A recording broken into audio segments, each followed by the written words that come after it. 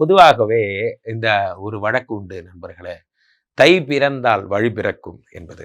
எங்க சார் வழி பிறக்குது? இப்படித்தான் ஒவ்வொரு மாசமும் நியூ இயர் பிறந்தால் வழி பிறக்கும்னீங்க வந்து 2025ல சொன்னீங்க. அதுக்கப்புறமா என்ன சொன்னீங்க? நம்ம ஸ்பிரிச்சுவல் டாக்ஸ்லயே அடுத்து குரு பகவான் வந்தால் கோடி நன்மைன்னீங்க. சனி கொடுத்தால் எவர் தடுப்பார்னீங்க. எல்லாரும் சொல்லிக்கிட்டே இருக்கீங்களே தவிர, ஆனா எனக்கு ஒரு நல்ல காலங்கிறது பிறக்கல. காலாகாலமாக ஒரு சொல்வடை சனி தை பிறந்தால் வழி பிறக்கும். அது நெறைய பேர் ராசிக்கு நிறைவேறப் போகிறது. முக்கியமான 2, 3 விஷயம் என்னன்னா, இத்தனை நாள் சனி பகவான் வக்கரமா இருந்தார். நவம்பர் 28க்கு அப்புறம் தான் வக்ர நிவர்த்தி அடைஞ்சார்.